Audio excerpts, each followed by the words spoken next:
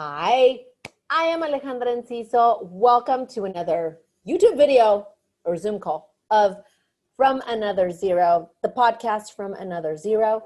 We are going to be talking today with Tony Uribe. He is a marketing specialist extraordinaire and also does a bunch of other business ventures. And I am very happy to have him on.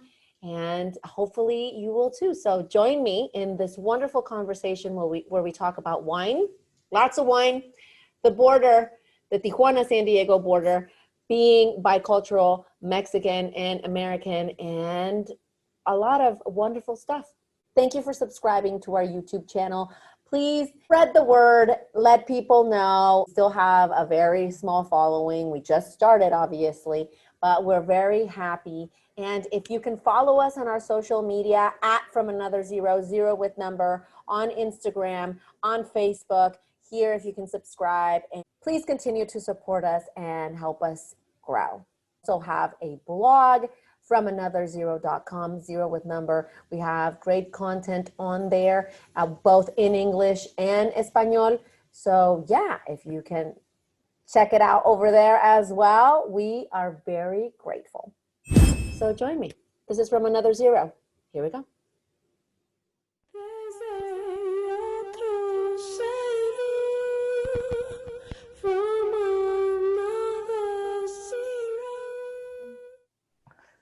Tony, hello. Hey, what's up? How are you? I'm good. How about you? Very happy to have you and From Another Zero. Welcome. Esta es tu casa.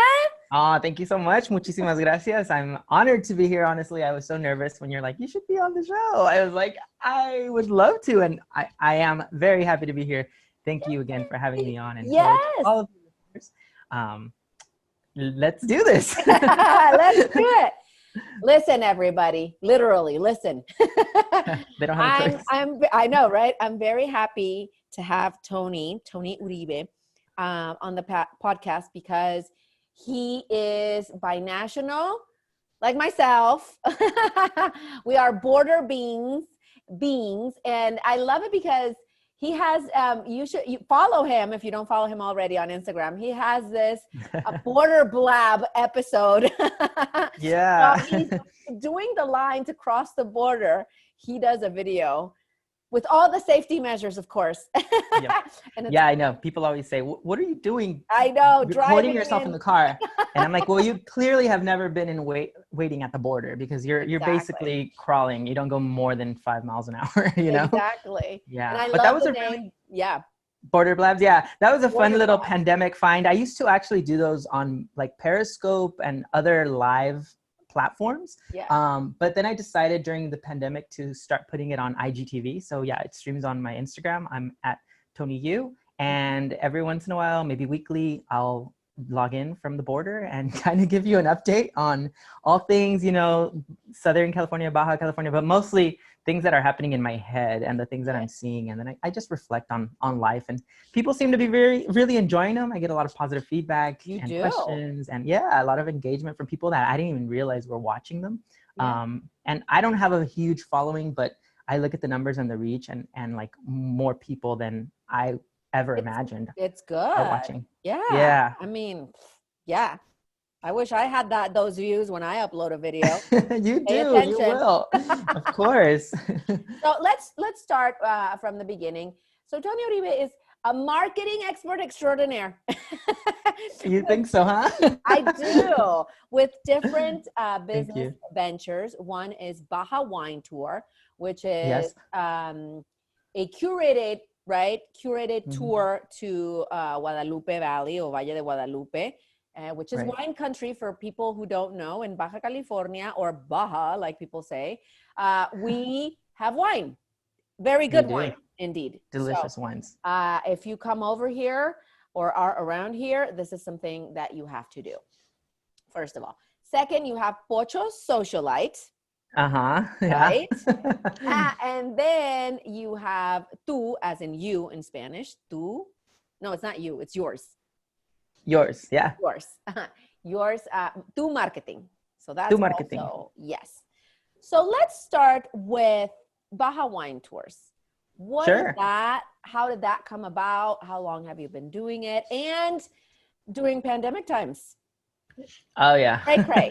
And So a lot has California, that they bring changed. us in and out, bring us in and out because we I don't know how know. to behave. We don't. As a whole, collectively, we need to get our things together We're and grounded, so focus so that we can start having fun like, we're used to. learn a timeout. I know. I feel like there, I saw the meme about everybody going out to Reese's except for us. We're still inside We don't know how to wondering behave. when they're going to let us go. Yeah, we need to behave. Well, thank you for asking. Baja Wine Tour is a brainchild of me and my little sister, as we were trying to support a nonprofit that we love and believe in. One of my mom's best friends, I call her my tia, has a nonprofit here in the South Bay of San Diego that helps women affected by cancer, families affected by cancer. They used to help breast cancer. It was breast cancer awareness and support, but they morphed into something that's a little bit more inclusive and helps anybody affected by any kinds of cancer. So it was kind of like our thing that we would put together some kind of fundraiser, raffles. We did bar takeovers during the month of October. So that was kind of like what we used to do before Baja Wine Tour, just for fun, to be helpful in the community. And one year we decided to do a tour into Valle de Guadalupe. So I got together with a wine tour company in Mexico and kind of made it all happen, sold them the idea of what we do and how we want to do it. And of course, tourism in Mexico has been around forever. So it was really nothing new, but I think something like this, where we donated all of our proceeds to a nonprofit, was definitely something new. So it was really fun for the nonprofit supporters. It was amazing for the winery owners. Basically, everyone left that day feeling happy. We sold out our 55 passenger charter bus. People bought up tons of wine, had a really good time. Ate some lobster in Puerto Nuevo on the way home. Like, That's it was, also a must, yes. yeah, it's basically an all-inclusive day where proceeds go to support a nonprofit. So that's how we initiated in 2015, shortly after another friend of ours, who actually, has a theater nonprofit, and we help support that nonprofit as well. So I guess I'm really comfortable supporting, health, the arts, education, and we recently included equality. So those are kind of our goal was to do quarterly tours at that scale with 55 passengers. We got into a really good rhythm, and then in 2018, 2 years ago, feels like a lot longer now, we started doing private tours, because the people who were on those large buses were like, I want to do this again, but I want to do this with my, with my coworkers, or I want to do this with my friends, or just a group of, I don't know, like a birthday, whatever. So we started doing that, and those were groups of like anywhere from 6 to 14 people. So as time progresses, we start getting more and more into smaller, more private, and more intimate experiences. And my relationships with Baja, and I should say Baja service providers and chefs and winemakers, gets better and better. So we're able to curate these experiences that are really, people always ask me, who's your competition? And really, like, I'm not aware of anybody who's doing anything like we're doing, just because they're so personalized and so special. So that's where we are now, or that's where we were earlier this year. Oh, but then, well, okay, let's go piece by piece.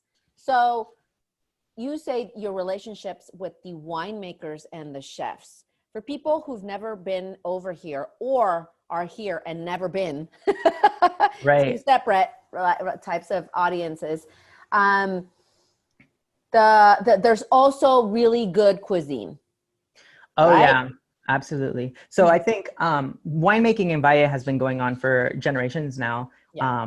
But as of recently, maybe just a decade ago, top chefs started coming into Valle and started, putting in their restaurants and opening, because basically wherever there's good wine, there's going to be good food. I don't know if that makes sense to you. And totally. Ensenada, Good soil, so good veggies, good everything. Yeah. Exactly. Yeah. The soil, and not just that, it's a port town, Ensenada is right next door. And so there's a lot of fresh mariscos, fresh seafood, and there's a lot of really delicious Baja Med cuisine that's really unique to the area. And, you can see these like what is it called? What is that show called?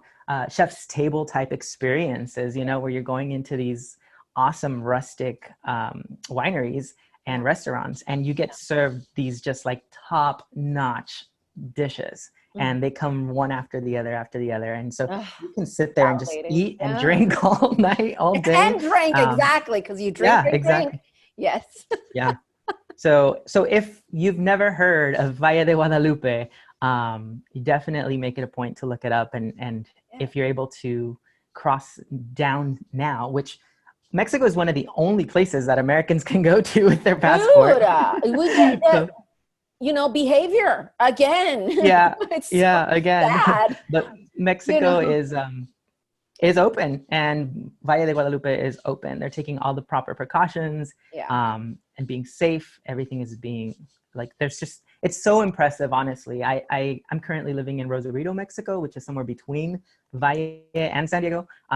But it's just so impressive to me how Mexico's handling this entire situation. And when I have clients down here or friends or anybody who's visiting, they're like, wow, I can't believe that they're doing all of that just to let us into, you know, blank or whatever. Yeah, because also in what Baja California and Tijuana being the most crossed border in the world, tourism is a big deal to us, and just the back and forth exchange is a big monetary exchange. So, I mean, we don't want to mess it up, and we want to keep getting the money, you know. But it's hard because sometimes we need to say it too. I feel. Sometimes people go down there and party a little bit too hard, and also not take the necessary precautions, you know, wearing a mask, keeping your distance, doing that, and think that, again, going back to the recess, it's like this big playground, you know, where anything goes, and it's not that way at all. So also, no, and I think that that's a really popular like mindset or mind frame, or I should say it's an erroneous like way of looking at what partying in Tijuana used to be, for example. You know, you think, oh, there's the donkeys and tequila. Like that used to happen in the 90s, yes. But during this time frame, it's really difficult to get away with, you know, we're going to lawless Mexico. It's definitely not a lawless country. And when you're there as a guest, it's easy for them to remind you that, you know, there is rules and there are protocols in place for your safety and the safety of everyone else. So luckily I haven't seen any, you know, crazy Americans coming down and making a fool of themselves. Not yet. Oh, that's good. Yeah. So I'm definitely happy to know that the people that are finding their way down are very respectful, are, you know, wine connoisseurs, they're travelers, they're people who, I think that the term I'm hearing a lot right now is, I just need to get away, you know? I needed to get away from it all. And clearly, like there is nowhere to enjoy yourself outdoors in the United States or in Southern California at the moment. Things keep changing progressively. They get better, they get worse, they get better, they get worse.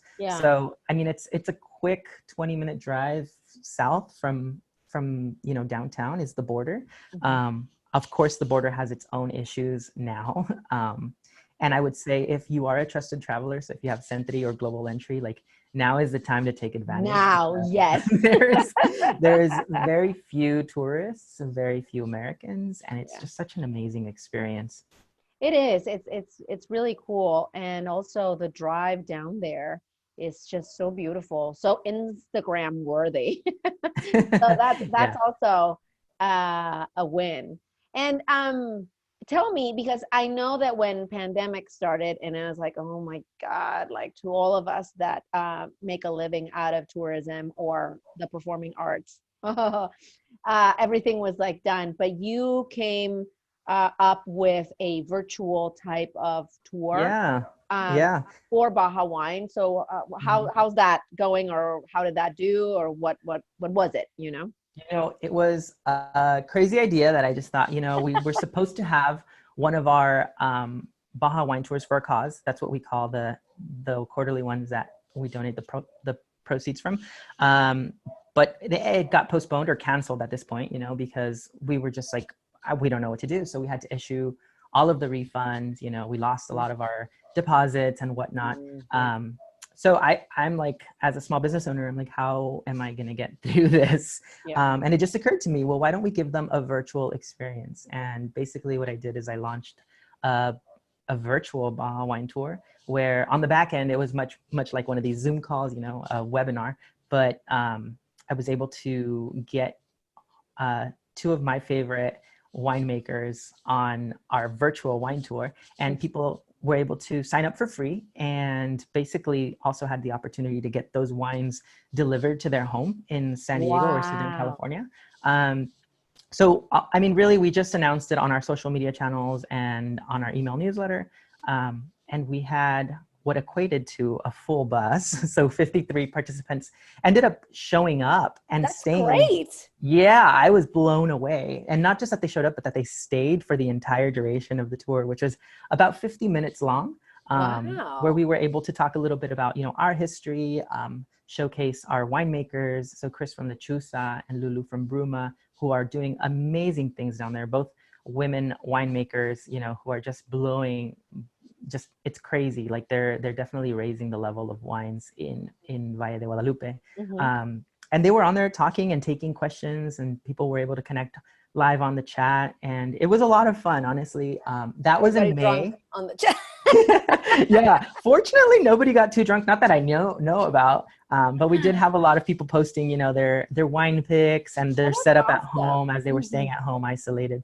And I feel like I'm gonna have to do another one of those coming up real soon. So yes, yeah, I mean, it's needed. And it is. And I know that people are starting to get zoomed out, you know, and everyone's kind of over like connecting online. We talk about the Zoom fatigue in this podcast every episode. Yeah, right. But I figure that, you know, when there's an opportunity to learn about the wine region, the wineries, and drink those wines direct in your home, it's something a little different for sure. It's not just getting drunk with your friends from college on Zoom. Yeah, exactly. There's a purpose. Yeah, there's a little bit of a purpose. And for me, I'm just grateful that you know, that people are open to allowing me into their virtual settings, you know, in their living rooms where we can share some wine and have a good time for a few minutes or for an hour. Yeah, that's cool. And you can use that as, you know, your starter kit or whatever to then do the on-site thing. Absolutely. So that was on the strategy side. I mean, my background is in marketing. So that was my goal, was like, how do we stay top of mind? How do we continue to tell people that we exist, that we're here, and that Valle de Guadalupe did not stop, you know? Yeah, exactly. Wine production. Like, yeah, like a ghost town in the first couple of months. Yeah. People were like, please don't. Obviously it was a ghost town, and it was literally closed off to tourists. But the work was still there, and the product was still there. So I wanted to do my part and just show that, you know, we can still support these winemakers and these wineries. And it was fun. Honestly, I had a lot of fun. There was a lot of challenges, I'll tell you that. I did a lot of learning about wines, and getting wines from Valle de Guadalupe to the United States is super difficult. It's such a process. There's a lot of red tape and a lot of bureaucracy and a lot of policy and a lot of challenges just in general.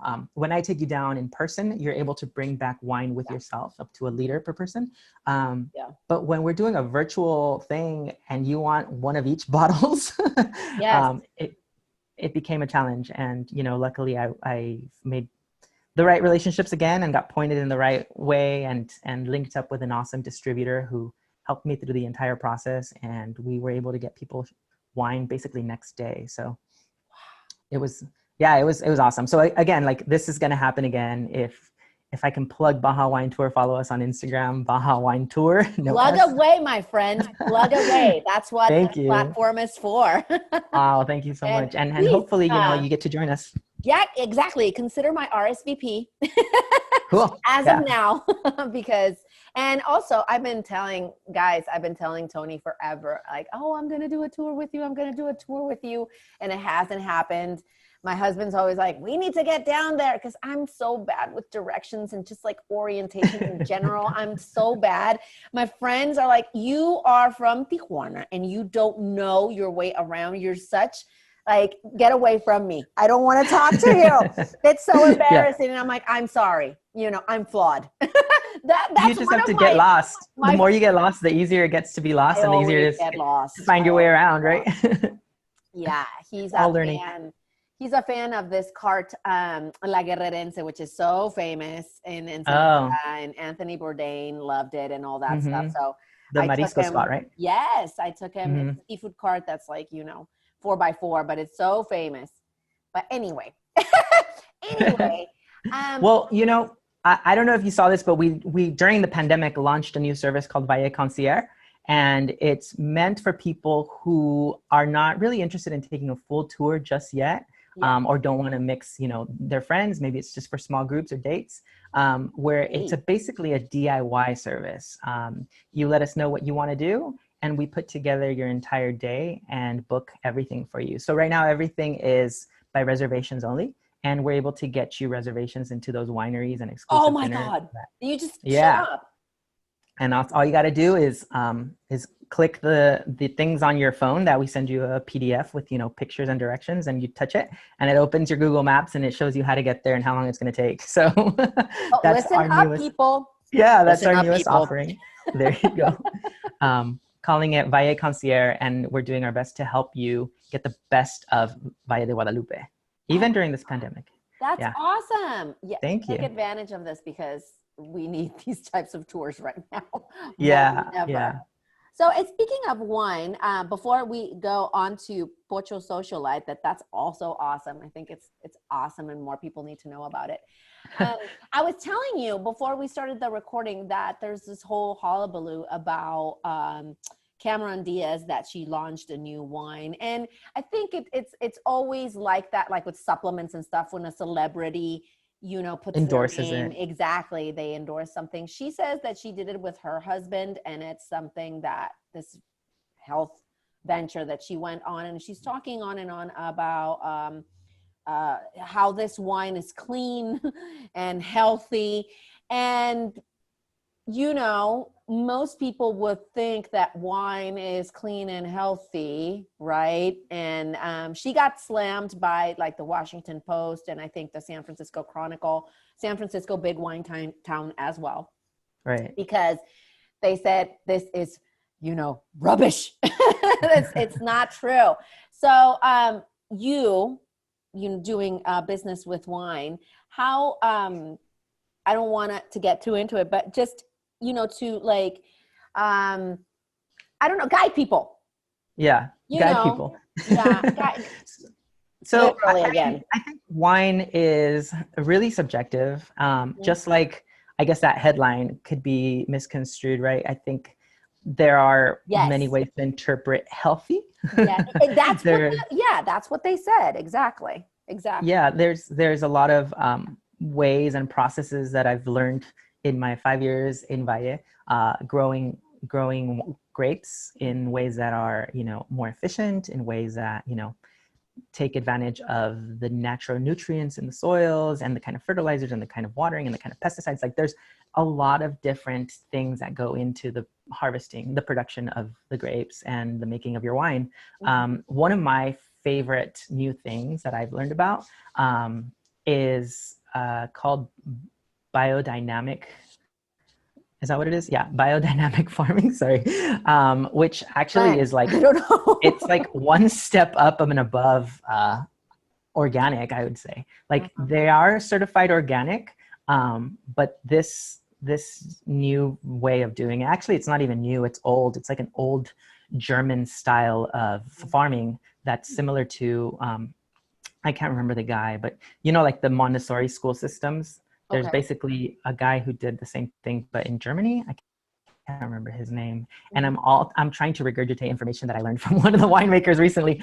But it's just a fascinating process that, that again, they do everything naturally. Like there's nothing, and it sounds really like hocus pocus when it comes down to it. Like they take the horns of a cow and they fill it with crushed ground quartz, and then they put it into the fertilizer, and like it's all very calculated and it's all very natural. And the product that they're making is exquisite. Like it's just amazing wine. Like I take people who know wine there, the wine connoisseurs, and they're just like 6 of those bottles, 3 of those. And so like, I can't say, well, everything in moderation, right? But I can't say that strictly wine only diet is going to be healthy for anyone. But I think that's the organic, the natural wines, and this biodynamic growing process is something that has really captured my attention in the last few months, and something that I'm kind of paying attention to and recommending to others. And when you come down, you can taste it for yourself and tell me what you think of it or how it makes you feel. Yeah, I will make sure of that and make a blog post about it, or even mention it here on the podcast, of course. Yeah. Yeah, like with everything, the more commercial it is, I think the more ingredients it has, and Right. the more, grassroots or local or whatever, the less ingredients and stuff. Right. And that's one of the awesome things about Valle de Guadalupe, is that there really isn't like huge commercial wineries, with the exception of one that's like the oldest 90-year-old factory that's been making wine forever and exporting forever. You go there and it's a really impressive operation. But everyone else, there's almost 200 other wineries, and they're small mom and pop shops, they literally live on site and they're working the fields with their team year round. So they get to control a lot of the process, all of the process, I should say, guided by some of the most talented winemakers that are out there. So yeah, smaller is better. I think that's my whole concept with Baja Wine Tour, and with everything that I do is like, you want quality, and there's no need to mass produce, at least in my eyes. Like, commercialization comes with a lot of opportunity, but also with a lot of like challenges and negative things to our environment. Let's just put it that way. Totally. Yeah. Exactly. That's the other thing, the environment. Yeah, I totally agree. Let me, I'm looking here, because also follow Tony on Instagram, yes, but on Twitter, On Twitter. because Yeah. on Twitter, he tweets a lot of wine stuff, and that's cool also. So you can learn more. And you said that the other thing that you were, like the other layer for your tours was equality. Yeah, Right? absolutely. Yeah. So I think just being a brown person, a person of color, it's easy for me and for others in our country to be overlooked. So when people think of good wines, they don't think of Mexico, they think of That's what other, I'm saying. Yeah, that's what I'm other like, regions. dude, we have like the best wine. Yeah, our wines are, they're good. There's a big diversity of wines and winemakers down in Valle de Guadalupe, and the top wines from the region can compete with the top wines from any other region, including Napa, or Spain. Obviously, there's differences in the processes and the way the grapes taste because of where they're from, but that they're good. They're good wines, and there's no reason why we shouldn't be thought of. And I say we, like I'm in Mexico, right? When you think of good wines, and fortunately, I don't know if you saw recently, USA Today did a poll on best wine regions in North America, and Valle de Guadalupe came out at number 2. So I'm really excited about that. People. Yeah. Who's The number first one one? was, Napa? you know what? I wish I could remember. No, number 1, Napa wasn't even in the top 5. I don't think.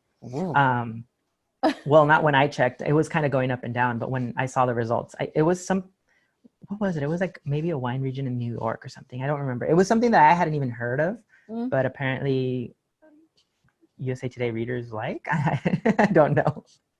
But I thought it was really awesome that, to name Valle de Guadalupe as a top spot in North America. Like that's all of the basically it's competing with all of the United States, and it's number 2. So that's awesome. And also what I like about Valle is that when you go to a wine tasting, like you mentioned with the soil and the grapes and where they come from and the difference in taste and flavors, sometimes they explain it to you and they say this versus a Spanish wine, or this versus like an Argentinian wine or a Chilean wine. They're also yummy and delicious. yeah. They explain those differences to you, which is also awesome. It's Yeah. not just, oh, us, we're the best. They're like, Right. no, there's No, this no. I think difference. that, I'm all about equality, and I Yes. enjoy a bottle of wine from anywhere. Yeah. But I also am the first to promote the hospitality and warmth that comes anytime you're traveling anywhere throughout Mexico. So take good wine and good food and then pair it with like amazing hospitality. It's really awesome when you have a winemaker there explaining the process and the differences, or even the sommeliers or servers that come out to help. They're very knowledgeable, and it's not just their job. It's something that they're really passionate about, and it's something that I think is different than other regions that maybe you think of like wine snobs, and they don't explain. It's kind of like their club of, this is my deliciousness and it's good and you should know why it's good. Like I find that at least the wineries that I work with are very educational, and because the region is so new to the world, they take that extra moment to explain the process, the grapes, the tastes, and as a consumer, it's great. You fall in love with it even more. It tastes great, but I like that old saying, the shake of the host determines the taste of the roast. It just tastes so much better. The shake of the host determines the taste of the roast. I love it. That's wonderful. Yeah. And very true. And speaking of hospitality and your Twitter, okay, you tweeted a couple of weeks ago or a week ago, a Wall Street Journal article online that the headline was, "For Black women in wine, the industry has been inhospitable." So I think that's also, I never thought about it. Yeah. And I don't think about it also being a matter of color. It's just wine to me, So it's sad that, again, we have this bad spotlight or whatever on this, and that on the racism, right? And that they can't even enjoy a glass of wine, for God's sakes. Yeah, I mean, I think that particular article that you're talking about, she's a sommelier business owner, and gets overlooked by a lot of the not just customers that come into her shop, but like even industry happenings, right? Like I think it talked about a conference where the master sommelier like needed to be called master, and you're like, no really? one, and no one like found that to be maybe offensive to African Americans or the Black community. So I think just like in every other industry, right now is a time of self-reflection and seeing where we can make those changes to be more inclusive and more, I don't know, I think inclusive is the right word, like equitable, right? We want to make sure everybody is represented. We want to make sure everyone feels comfortable and has the same kind of opportunities. And I think she was very brave to speak up, and she actually ended up starting a nonprofit for people of color in wine and spirits. So spirits. We love spirits too. I love spirits. They're dangerous, delicious, but dangerous. Yeah, everything in moderation, Alejandra. I know. So I'm going to link this. I'm going to include a link to this article in the episode notes. And cool. It says that you need a subscription. I just clicked on the thing. I mean, subscribe if you can. You're such a pirate. Yeah. And it's also on my Twitter feed. I'm Tony Yu Tweets for your listeners. Yeah, I'm also going to include that link, guys. So okay, cool. Just make sure to read the description so you can get all the scoop. So, Pocho Socialite. We have an ambulance or some firemen, some hot firemen, hopefully. Okay. So, Pocho Socialite, tell me about that. And let's start with Pocho. What is Pocho? Yeah, so a pocho is, the literal definition is an Americanized Mexican. So it's someone like me, basically. I'm actually first generation American, born in the USA, from Mexican parents from Tijuana. So there's a ton of people that are like you and I, that we're Americanized basically, because while we were brought up with the culture and heritage of Mexico, we also fit into the U.S., system and the U.S. form of being. So like I'm perfectly bilingual in both languages. Mhm. And so the term pocho, to get back to your point, used to have a really negative connotation, right? So when people called you a pocho, it was a bad thing. It was like you were a watered down Mexican, or or not like American enough. Yeah, American, totally. Totally, you know. totally, totally. Um, It's a so hybrid, right?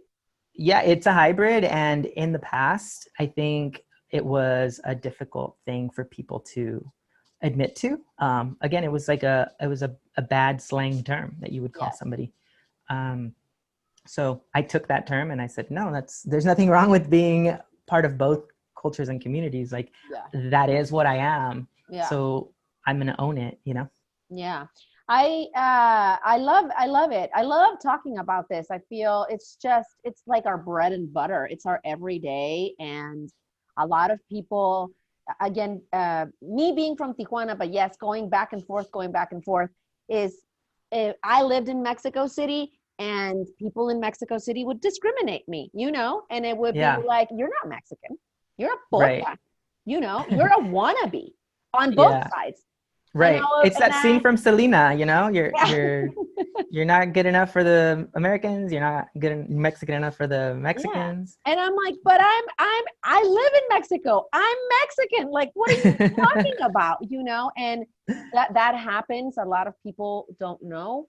But yeah, Tijuana is not viewed as part of Mexico because it's not colonial, or we didn't have like a conquistador walking through Right. our streets. It's a very young city, and Mhm. we don't have, let's say, those perks, to for lack of a better word. And we're also our generation, well, you're younger, I way mean, not younger by much. than me, but kind of like our generation is, most of us are completely bilingual. And Mhm. that was a thing, you just learned both languages, and that was it. So And people, how lucky are we, right? we How are I'm so grateful to we have been are raised this way. Me too. And Well, my mom's always like, you're welcome. I'm like, okay, mom, thank you.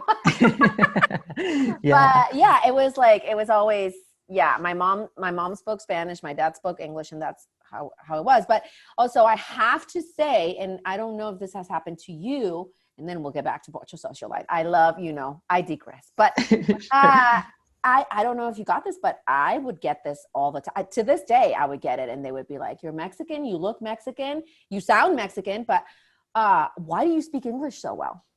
I would Yeah, get that I in still get San it. Diego all the time, or crossing the border, they would ask me, the officials, why do you, but with this like smirk, and it would be like, because I studied, dude. That's why Because I learned it. I learned it just like you learned it too. So what's the problem? And Yeah. and that's always something that it was frowned upon with us too. Like, it was like, oh, you have an ulterior motive, or you were raised in a tunnel, or you smuggled something, or you were here illegally, and that's why And no, you can learn a Yeah. language, and Anyone be can learn, good at turns it, out. and not be and not be necessarily in the territory where the language is spoken. Hello. Right. So yes, Just like, those people who took French in high school. You could totally. learn any other language if you really want to. Yeah, I still get that actually. And it's interesting because, on my wine tours, I cater to the US demographic. So a lot of Southern Californians, occasionally I get international travelers. But when we launched, our starting point is San Diego. Right now, due to COVID and restrictions, we're not able to do it from San Diego, but it adds a level of security, and people feel good that I'm able to communicate with them in English. And then sometime down by the second, maybe third winery, when they've got enough liquor in them, they start asking those personal questions, Yeah. So how did you become bilingual? Or Yeah. why is your English so good? It's like, Yeah. because I'm from San Diego, that's why, Exactly. I went to school here. I know. Yeah. And actually now the opposite happens at the wineries when I'm talking to the winemakers and the different people, the service industry professionals down there. They're like, tu español es muy bueno. You know, they, like you're Spanish. You don't sound like you're from the United States. And I'm like, yes, I do. Thank you. First of all, let's be realistic. But yeah, I'm like, I'm Mexican, and then it's quite a compliment when Mexicans, you know, mistake me for full Mexican. Yeah. Yeah. Mexico is also very on that. It's Yeah. very funny because, I mean, I don't know. Oh, my husband is Persian and he looks Persian. I'm sorry. You know, when I met him, he's like, guess where I'm from? And I'm like, I'm somewhere down in the map somewhere because, South. you know, yeah, exactly. And he's like, well, in growing up in San Diego, everybody tells me that I look Mexican. And I'm like, I don't think so, dude. But when we've been from out of TJ, that we've been closer to Mexico City and stuff like that. Yes, the Mexicans there are like, you're Mexican, ¿por qué no hablas español? You know, and what's wrong with you? they Lo hound regañan. him. They scold him, Yeah. and then he would get, you know, mad, but then he would be self-conscious and be like, why are you guys so mean? I'm not even one of you guys. Pobrecito. Exactly. And then he would say, because I'm not Mexican, okay? I'm not. I'm Persian. And they'd be like, no, you look like my cousin, yo. No, you're Mexican, you know? So we're like that. We're very like, proud in that sense. Yeah.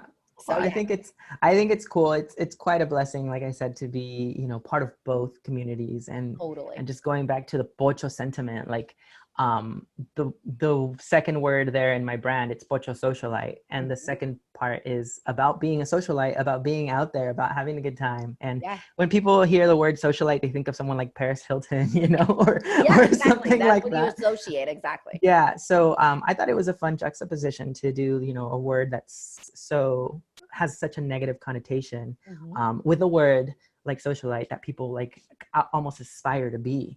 And so that's why I came up with Pocho Socialite, and it's basically celebrating your bicultural lifestyle.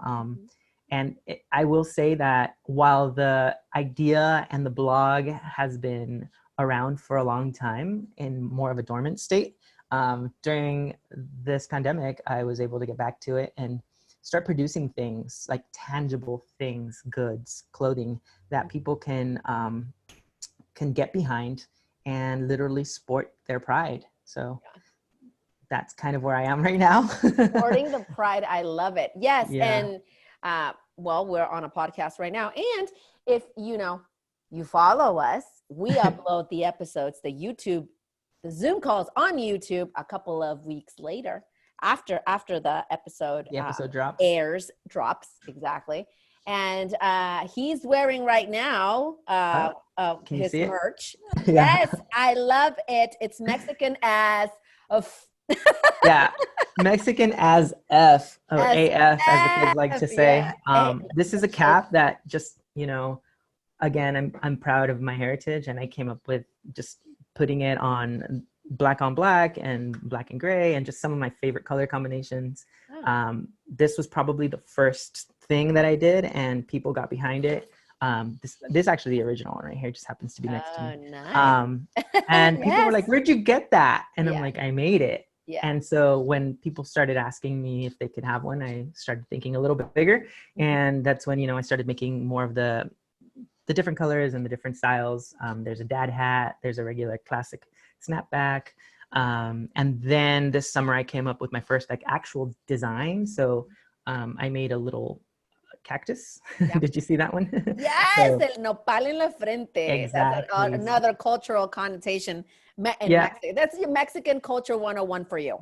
Yeah, so Mexican cultural connotations, or this, what do we call it? A saying? It's a saying. That's also, we scold a lot, but we do. Around. We're bullies. We're bullies, but it's cultural. We do it in a loving way. So we have this trauma thing. there, huh? It's based on trauma, people, because we were conquered by the Spaniards, right? And our identity is all over the place. So that's why. Right. And we're trying to reach, we're trying to get it back. We're trying to get our native, you know, I wish we spoke the languages that, you know, territory wise we should speak, like, I don't know, bye or whatever Nahuatl. our group is. But Right.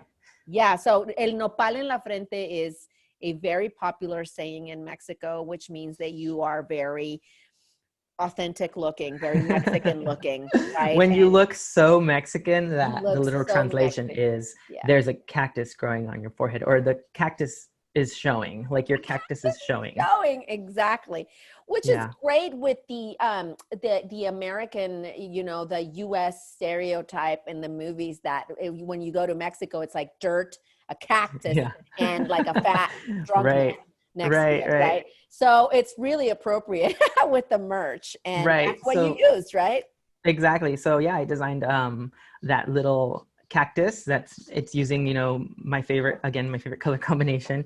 And I called it the Nopal en la Frente collection, Mhm. and came out with, the dad hats, the snapbacks, all the beanies, and threw it online, threw it on Etsy. And it's been, honestly, it's shocking to me that so many people are getting behind it, Mhm. and are sporting it. Like I see the orders that are coming in, and it's like they're shipping out to Texas and Florida and San Francisco, and like a lot of these people, I'll have to admit, the majority of the first wave of customers was friends, and people I personally know.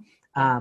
But now it's complete strangers that just identify with, being bicultural, or that understand and know the saying of el nopal en la frente. And it's kind of like poking fun at yourself, but being proud of the fact that, you do look that way. Mhm. Mhm. um, Exactly.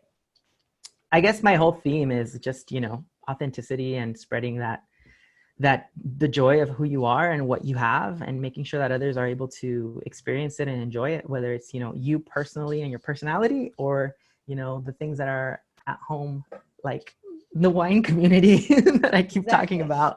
Yeah. And getting to know our culture, our cuisine, our music. Music is really big for me too.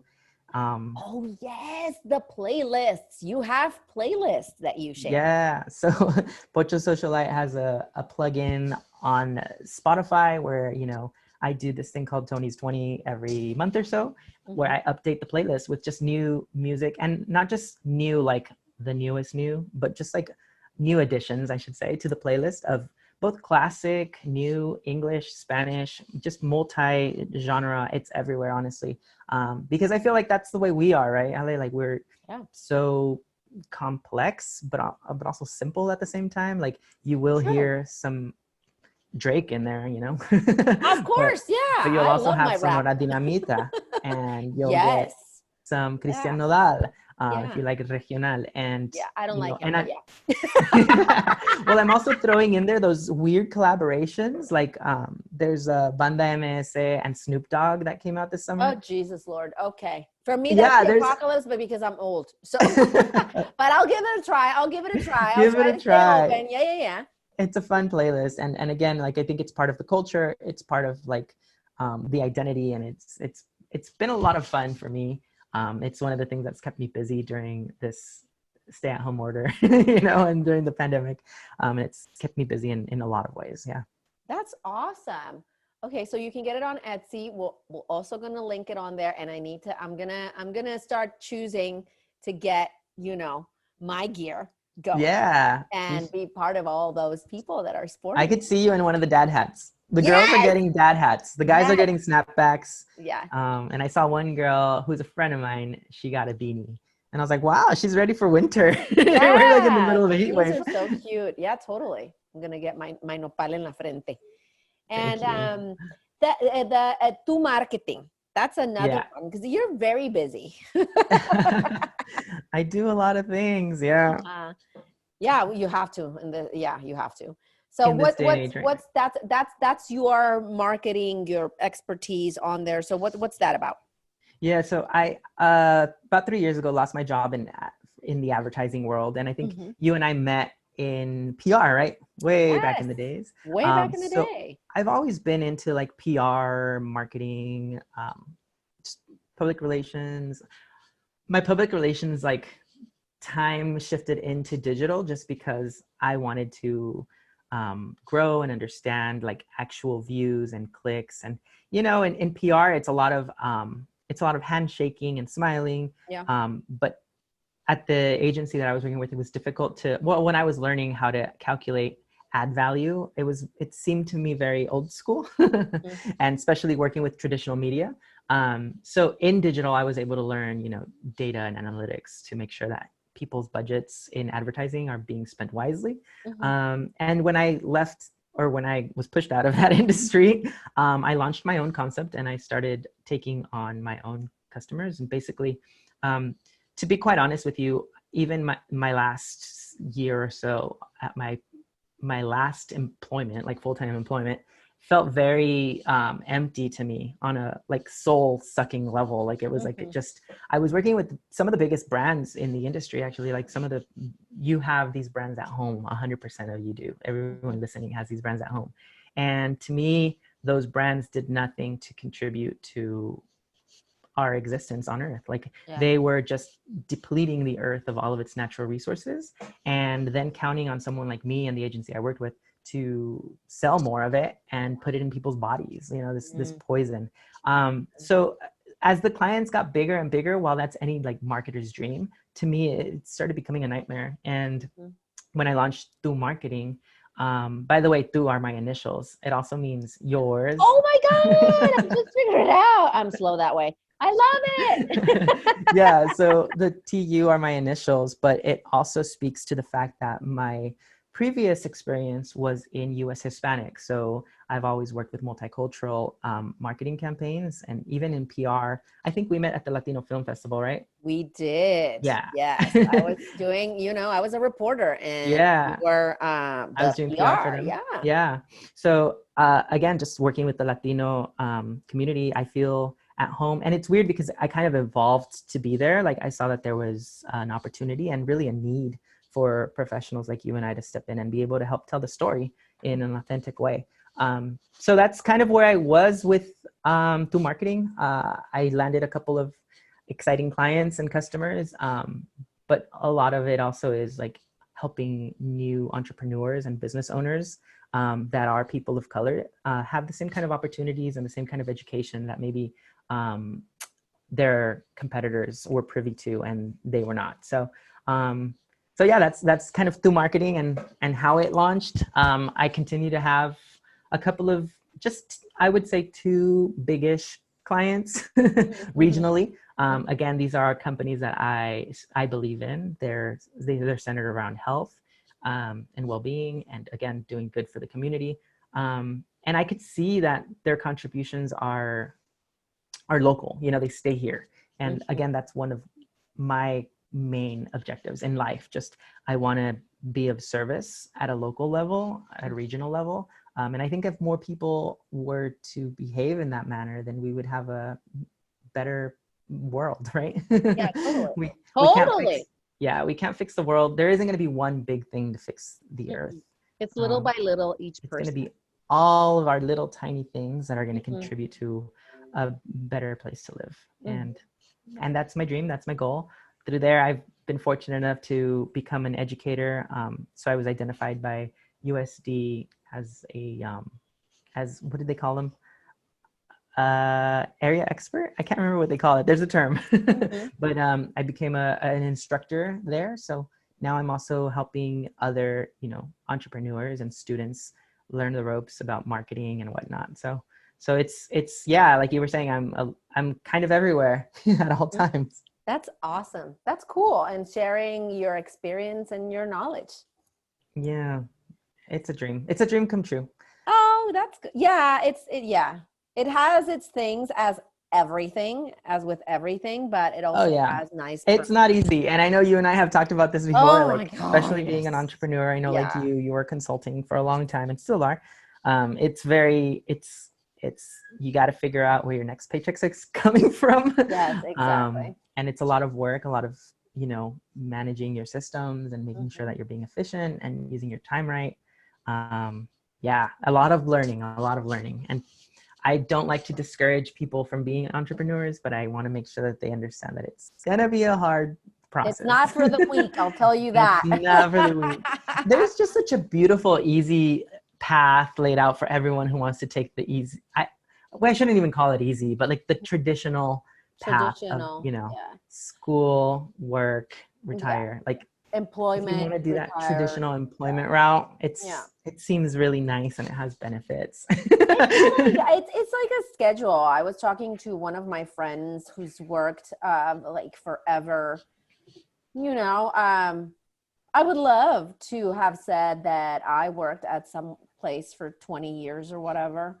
You know, I'm coming up on that age where my friends got out of college, got that job, and they have that job to this day, right? Wow. And it's 19, 20, 22 years. Again, we're getting on that age.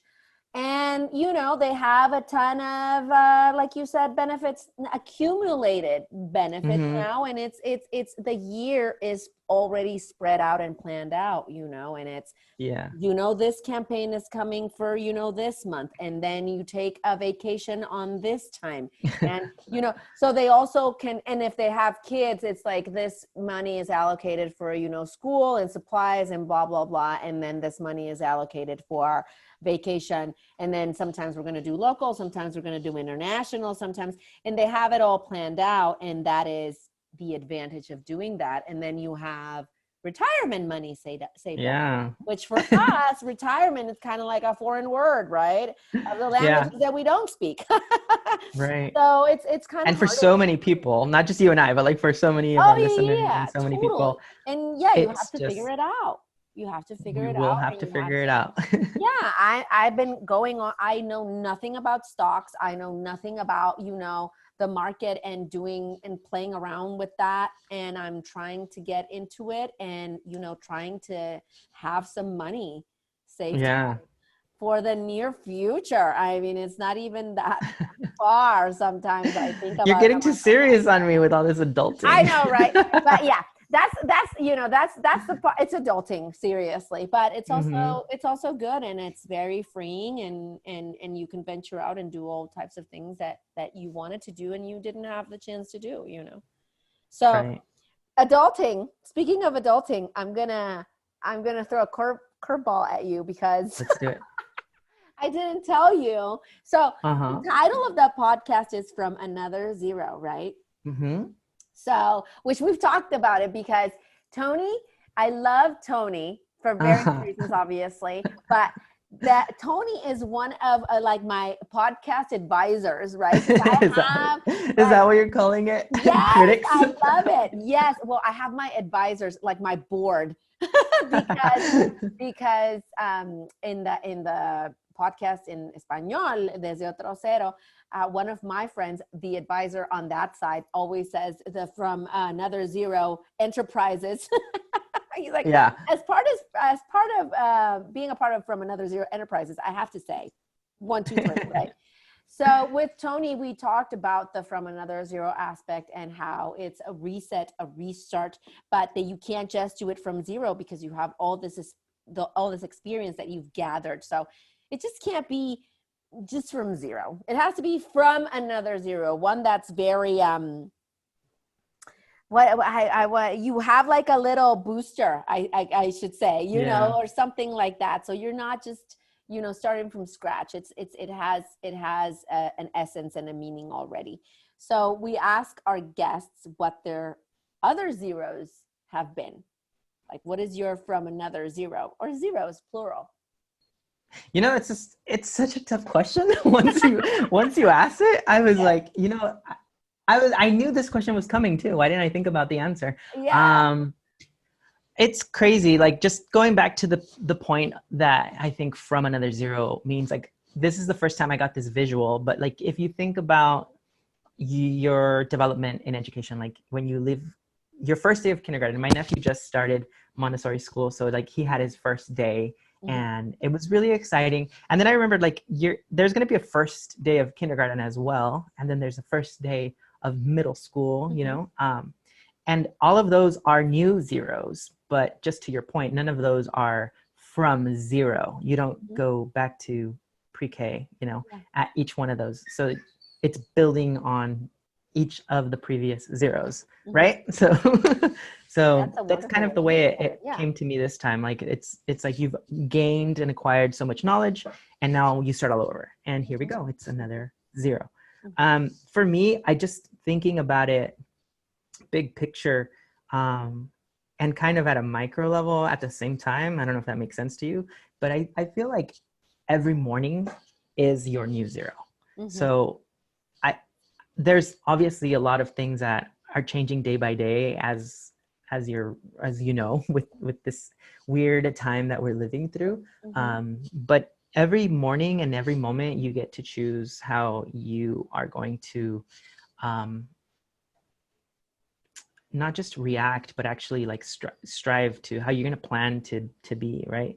And I think that that's like the magic of this moment, is that we're becoming more self-reflective. If you're doing this pandemic right, you're learning more about yourself, more about your relationships, whether that's your partner, your parents, your kids, your coworkers. And we're able to every day reset in a way that feels comfortable and hopefully is fostering growth at a both interpersonal and professional level for everyone. And again, like it sounds kind of like a cop out, but I think that that is the other zero. Like this morning I woke up and I was looking forward to this, you know, and I had deadlines that I had to get through and finish. But every day is a new day, and there's just so many opportunities out there. And reaching out for one of those opportunities and making it a part of your dream and then working towards it can be done on a daily basis. And that's why I have so many projects going on at the same time, you know, because I just decided like, hey, that looks like a new cool opportunity, and it's definitely another zero. Totally. That's good. I love it. And with your other zeros behind supporting you. I love it. So many. That's why we asked again. This was an idea from a listener that was like, why don't you ask? And I was like, that's right. Why didn't I ask? Okay. And it's totally great because everybody sees it from their zero, from their other zero. So I love the concept. And also we ask people of a mom and pop shop that you like to go visit, support, so maybe they can do the same, and a cause. So we can learn about. I'll start with the cause because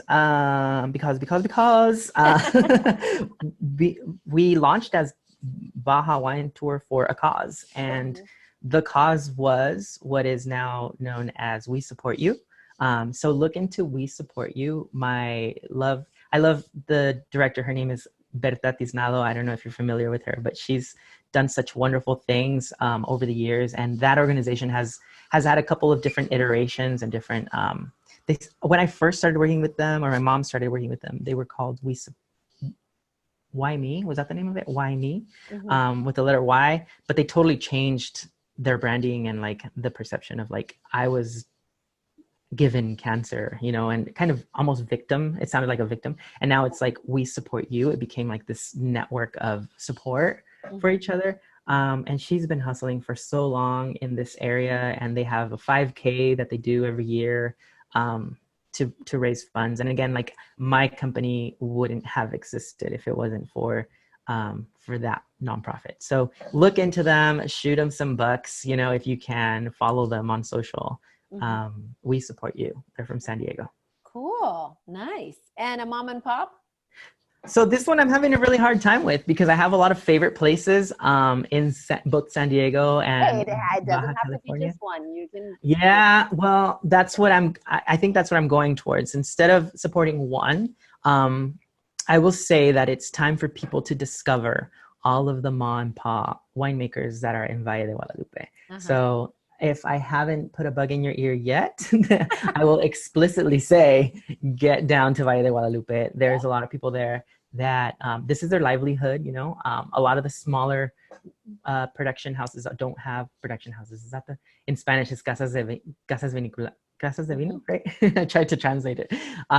Anyway, they're still producing wine, and it's amazing stuff. And it's, you know, some of them are so small that they're not exporting. They don't have the capabilities to get it to the United States. So if you can get down there and buy a couple bottles, you're going to be not just having a great time, but you're going to be supporting a lot of their dreams as well.